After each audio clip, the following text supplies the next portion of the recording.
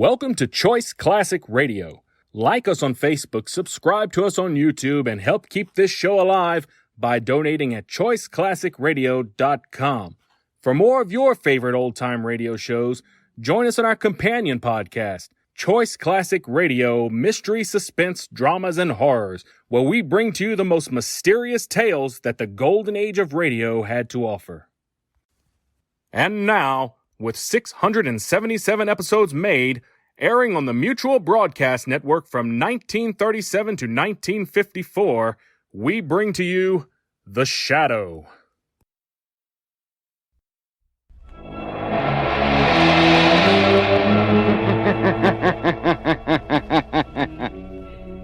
Who knows what evil lurks in the hearts of men? The Shadow knows.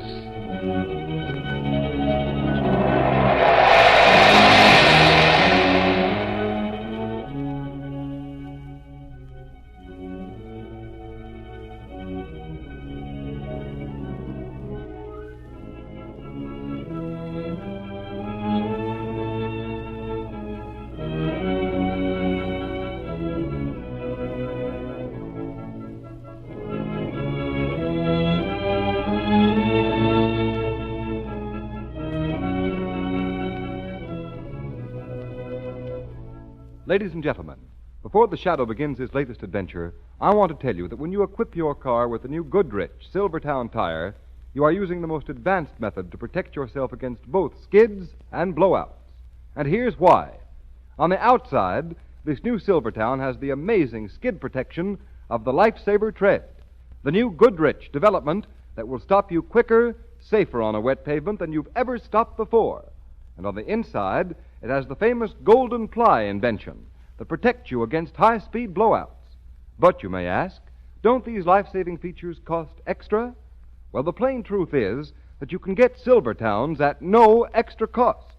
In fact, many tires cost more than Silvertowns, but no other tire at any price can give you these two great life-saving features. Remember, it pays to play safe. Put Goodrich Safety Silvertowns on your car now.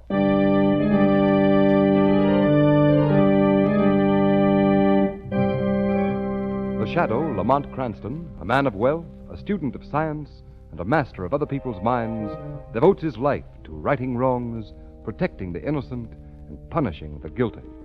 Cranston is known to the underworld as the Shadow. Never seen, only heard, his true identity is known only to his constant friend and aide, Margot Lane.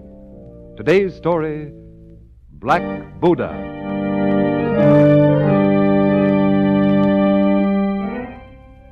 Magada, Yes, Honorable Master. the infidel dog, has he come yet? Not yet, Honorable One. He is late. You sent him the message as I directed. Yes, Honorable Master. The knife is sharp. Sharp, Master. Someone is coming into the shop. Look through the little shutter on the door, see who it is. Yes, Honorable One. Is it he? Yes, Honorable Master. It is he. Bring him to me. If you will step in here, sir. Yes, certainly. Oh, here you are, Sung Tai. You honor me, Mr. Burton. You may leave, Magada. Yes, Honorable One. Well, your message seemed to be so urgent, I came as quickly as possible. What's the trouble? It is about the Black Buddha that you purchased here the other day that I wish to speak to you, Mr. Burton. What? You mean to say that message was just a trick to get me down here to start that Buddha business all over again? If you will sell it back to me, you will realize much profit. Now, Mr. look here, Burton. Sung Tai. Once and for all, let me tell you this. I purchased that statuette here fairly and honestly, and paid for it with good, hard cash. The one who sold you the god made a grievous mistake. It should never have been sold. The mistakes of your sales help doesn't concern me. I paid a price, a fair price, and by heaven I intend to keep what I bought. You will not sell, Mr. Burton? Not at any price, and that's final. Good day, sir. One moment, Mr. Burton. Well? Since you will not give me what I ask, permit me to give you something. You give me something? What? A knife in your heart. No!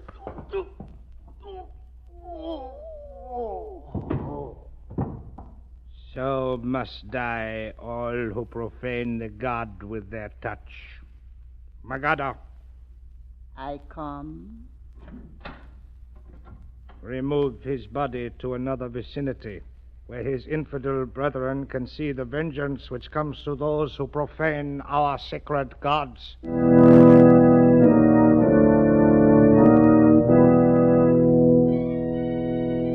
Please, Mrs. Burton, try to control yourself. Mr. Cranston wants to help you, but he can't if you won't talk to him. And I do want to help you, Mrs. Burton. Believe that. Oh, no one can help me. No one. We can't bring back your husband, Mrs. Burton, but we can bring his murderer to justice. You want that, don't you? But how can you help? The police have been able to do nothing. Nothing. But you don't understand, Mrs. Burton. Lamont can do things that the police... Well, I mean to say you're my friend and he wants to help you. Well, what is it you want to know, Mr. Cranston? Simply this. To your knowledge, did your husband have any enemies? No, not a one. He was always so kind and thoughtful and good.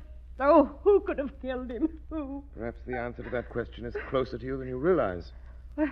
What do you mean? Mrs. Burton, I want to hurt you unnecessarily, but you know, of course, that your husband was stabbed in the heart with a knife.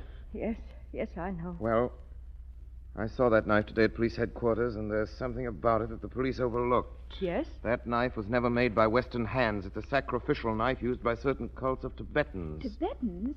Lamont, what could Mr. Burton possibly have to do with them? That's what I would like to find out. Mrs. Burton, did your husband have dealings recently with any Orientals? Oh, no.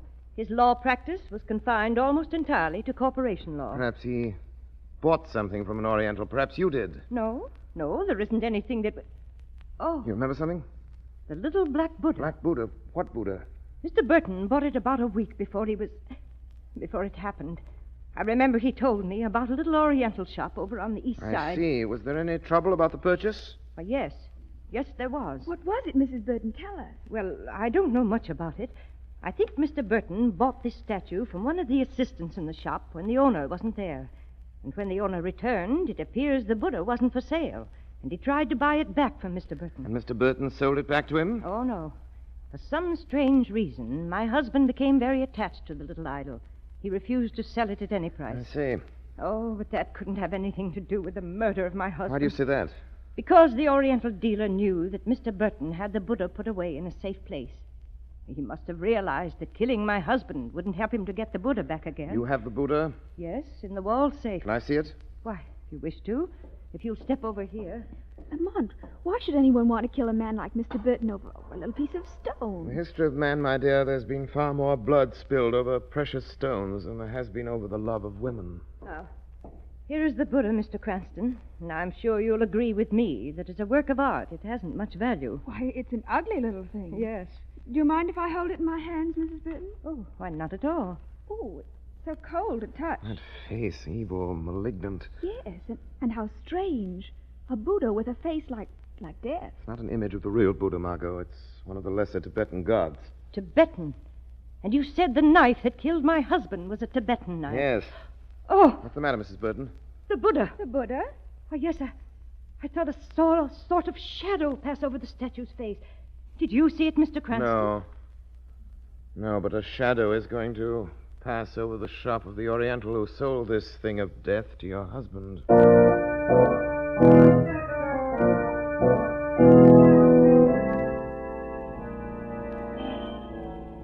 Lamont, that must be the store across the street. Yes, Margot, the Oriental Bazaar. That's the address we found among Burton's papers. Horrible-looking place, isn't it? You don't mind going in as we planned, do you, Margot? No, Lamont, but it's not very I'll inviting. be with you as the shadow, Margot. Don't be afraid. I'm not afraid. All right, then, in you go. Remember, do everything exactly as we planned. Good luck. I'll probably need it. If luck isn't with you, don't forget the shadow will be.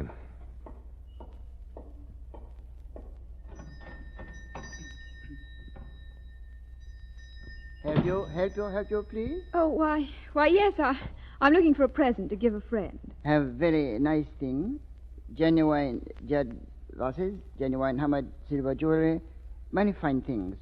You look, lady. You say what you want? Well, to be frank with you, what I would like to buy is a Buddha. Buddha? Oh, yes. Yes, we have very fine Buddha. You see on the shelf, all size, genuine jade. Very fine Buddha. You like it, lady? No, they're not exactly what I wanted. They're not like the one I saw. What kind of Buddha you see, lady? You tell I get for you. Well, it was at the home of a friend of mine, a little black Buddha. Black Buddha? Yes, about the size of this one. Black Buddha? Could you get me one like it? Yes. Yes, yeah. I get for you, lady. You come this way. Where? Next room, Honorable Sung Tai. He will show you a special black Buddha. Sung Tai? Yes. Honorable Sung Tai. He is owner of bazaar. Oh.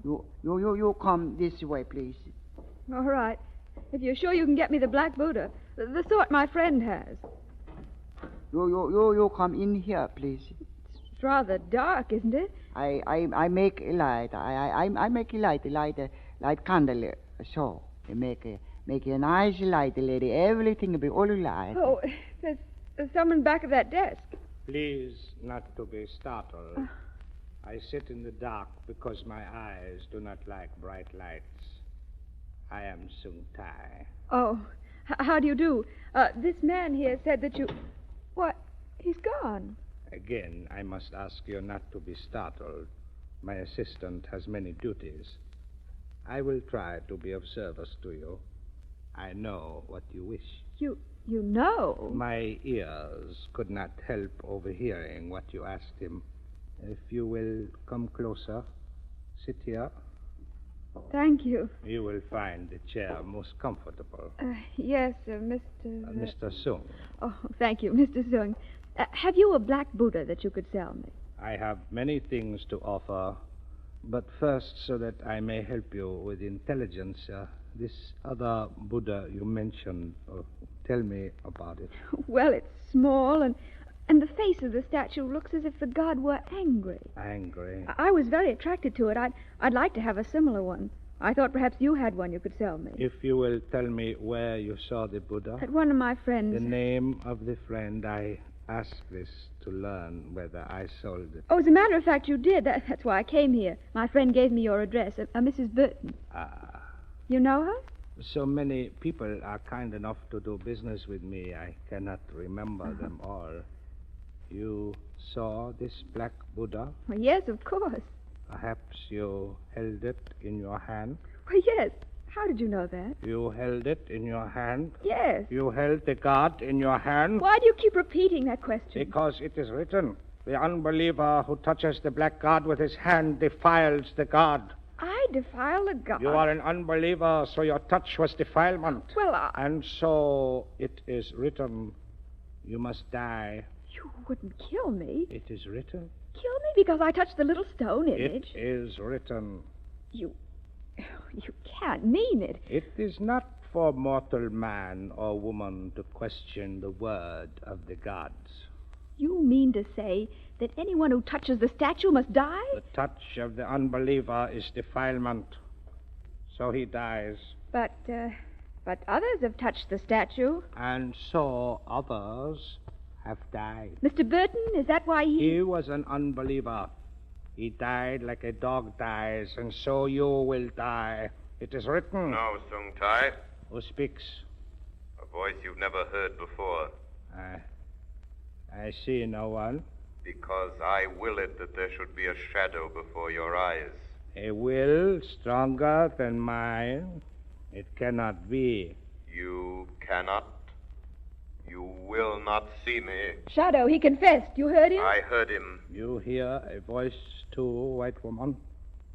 There is a voice? Yes, there is a voice, Sung Tai. A voice that is going to bring you to justice for the murder of Jim Burton. He defiled the god and the Black Buddha. The man was innocent of any intentional blasphemy against the Black Buddha. There was no reason to murder him. He died as must die all who defile the god. There will be no more of that, Sung Tai. All must die. But I also touched the Buddha. And die by this knife. Your knife quivers in the wood, Sung Tai. You live. You you were to throw 1,000 knives at my voice, you would not kill me. Your voice is there, and yet you are not. My voice need never be where my body is. Get to your feet, Sung Tai. You're going with us to the police station. And I warn you to do exactly as I say. Yes. Yes, I do as you say. I have lost. Shadow! That wall behind him, it's opening! Sung Tai, there you are. Oh, he got away. Through a panel in the wall. Sung Tai, open this panel. Sung Tai! It is written, you die. You all die.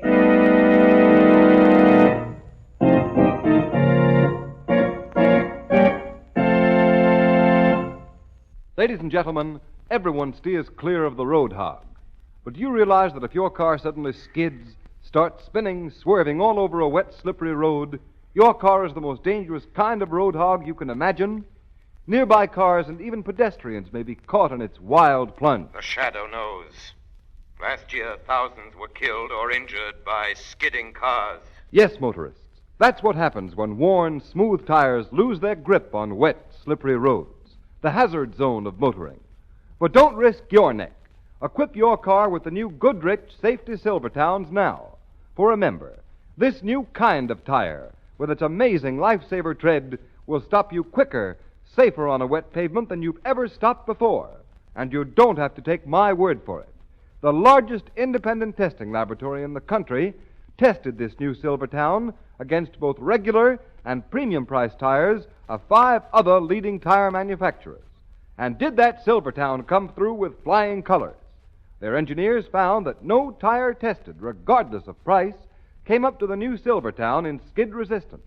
And what's more, you can prove it yourself. Just take a free demonstration ride on this tire on a wet road. You can see the difference. You can feel the difference in a Silvertown stop. For safety's sake, make your next tires Goodrich, spelled Goodrich, Goodrich Safety Silvertown.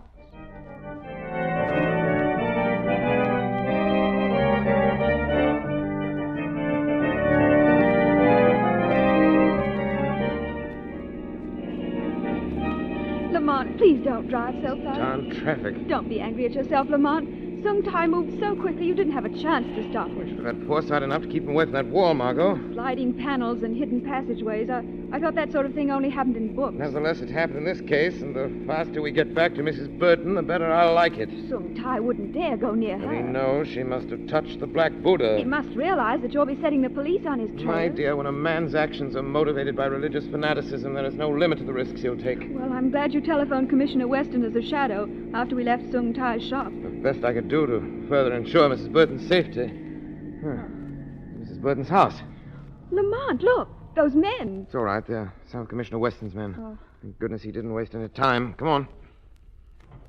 Hey, just a minute there. It's all right, Mac. Miss Lane and I are friends, Mrs. Burton. Oh, I'm sorry, Mr. Cranston. I didn't recognize you. Is Mrs. Burton all right? Sure, and why shouldn't she be? Come on. We'll go and see for ourselves. No, I wouldn't do that. Why not?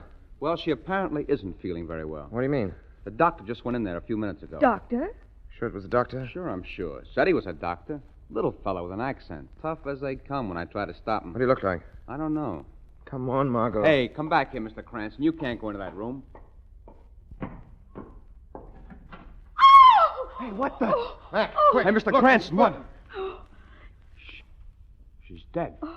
Hey, Cardona, come here. Oh, Lamont. Look, the wall safe is open. And the Black Buddha. It's gone. Gone? Yes, Margot. Then the doctor... The doctor was Sung Tai.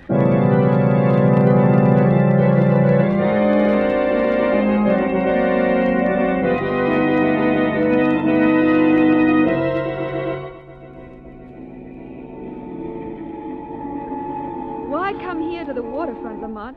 How could you possibly find Sung Tai here among all these ships? There's only one ship I'm interested in, Margot. One that sails for the Orient tonight. Why should he be on it? Sung Tai has his Black Buddha back again, and having gotten back his god, there's no reason for him to remain here any longer. But he said all who touch the statue must die. And we live? Well, Sung Tai is going to try and correct that situation before he sails. That's why we're here. I don't understand. There's something you didn't notice at Mrs. Burton's. What was it, Lamont? This piece of paper. I took it before the police saw it, fortunately. Where was it? close to Mrs. Burton's body. Well, it's torn, as though it might have been ripped out of the murderer's hand during the struggle. Yes, and there's one word on it, see? Okumari, the name of a ship. Exactly. And it's that ship docked right ahead. Oh. I suppose Sung Tai thought he was being very subtle, leaving me a clue like that. You mean he wanted us to come here so he could kill us? And we're being very obliging. Well, what are you going to do? I'm going off to check with the purser whether or not Sung Tai is on the passenger list. Stay here in the car. You'll be perfectly safe. He won't be expecting us as soon as this. All right, Lamont. Sung Tai intended that bit of paper you have in your hand to be our admission ticket to eternity. He's mistaken. It's going to be his passport to the gallows. It won't be long.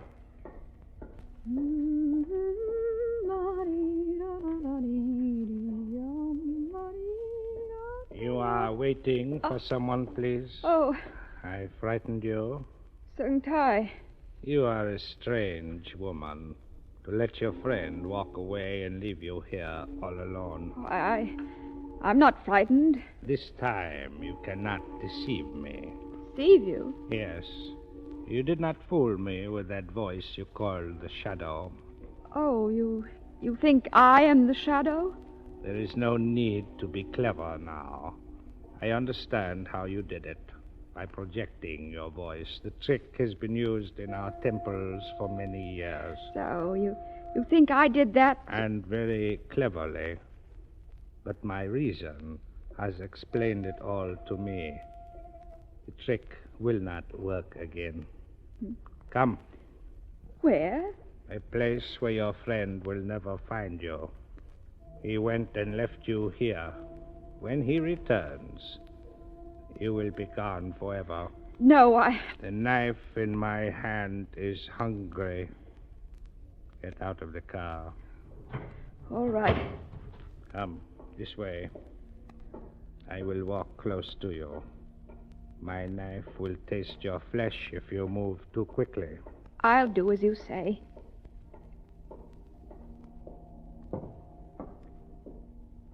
Up the gangway, into the ship.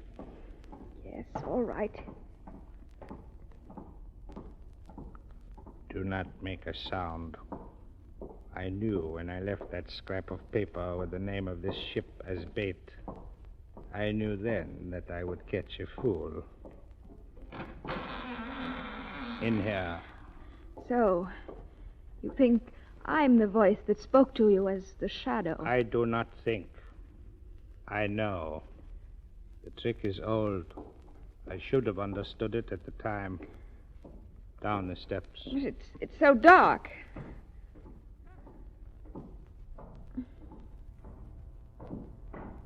Perhaps if you fell and broke that small white neck, perhaps that would be a kindness, a faith beyond all price.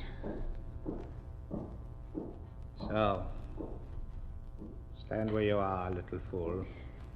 What do you intend to do with me? Kill me? You are strangely unafraid. That is because you are such a little fool. No, I do not kill you. That will come later. Much later. What do you mean by that? Before I answer that, I must know this from you. What are you, detective fool? Friend of the woman whose dog of a husband stole the guard? If I'm to die, what does it matter who I am? You are a fool. Even the rabbit squeals for his life when the jaws of the fox are near. What do you intend to do to me? I will show you. I hold the lantern high. Look about you. Coffins. Rows of coffins stacked up to the ceiling. Yes, even your foolish eyes understand that. Coffins. Final dwelling place for the dead. Whose are they? Chinese. On their last journey across the seas so that they might lie for all eternity close to their ancestors. What has all this got to do with me? Look. This coffin. See, I lift the lid. Look inside. Look. Empty. Yes, but not for long. Your simple little brain understands that too. Yes, foolish one. It is for you. Once again, I say you're wrong, Sung Tai. That voice, you foolish one, I warned you not to do it. It is not a trick of hers, Sung Tai. How can it be? You hear the voice of the shadow close to your ear. No. No, it is not she. Her lips are still. But it must be. It must be she. You white fool, I'll kill you. I'll kill you. Knife. Torn out of my hand. Who did it? I did it. Now you'll believe that it's no trickery, Sung Tai. A god. No, not a god. But a voice of justice. A voice and a power that will bring you to a place where men will put a rope around your neck and swing you high into the air. Come, you are... No. Carlino! Shadow! He's getting away again. He's hiding among the coffins. No way out. Look out, the ship's been rammed. Look. Look, the coffins. They're falling. They're falling, Mark. Come back here with me. Hurry!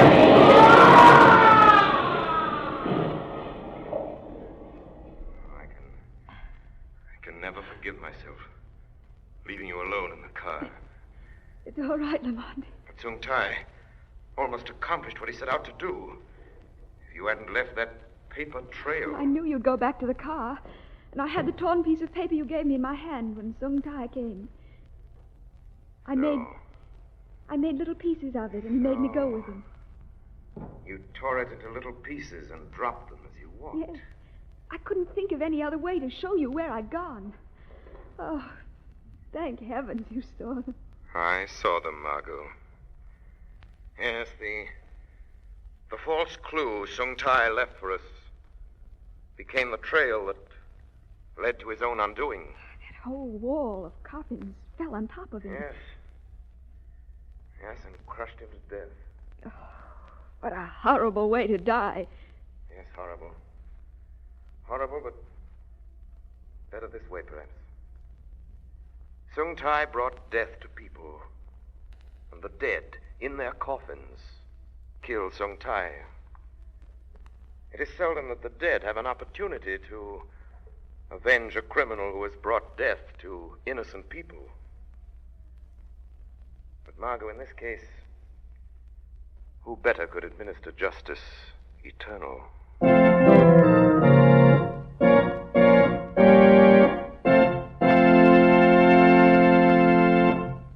You have been listening to a dramatized version of one of the many copyrighted stories which appear in the Shadow magazine, now on sale at your local newsstand.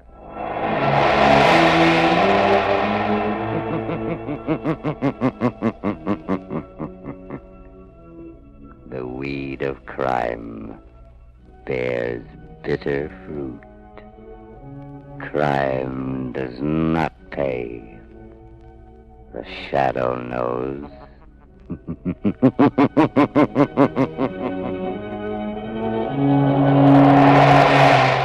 All the characters and all the places named are fictitious. Any similarity to persons living or dead is purely coincidental.